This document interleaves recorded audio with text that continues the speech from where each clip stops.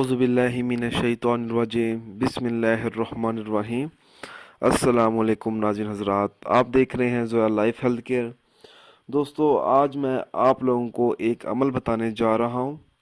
کھیتی یا درخت پھل نہ دیتے ہوں تو اس شخص کو چاہیے کہ وہ یہ عمل کرے۔ دوستو، اس عمل کی اجازت عام ہے۔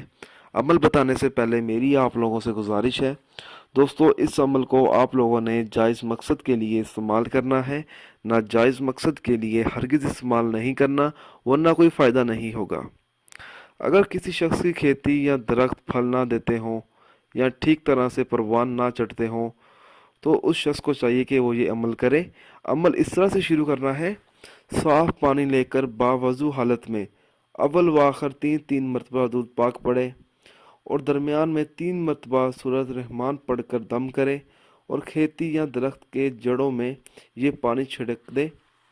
اللہ تعالیٰ سے سچے دل سے دعا مانگے، انشاءاللہ تعالیٰ اللہ تعالیٰ اپنے فضل و کرم سے خوب برکت عطا فرمائے گا۔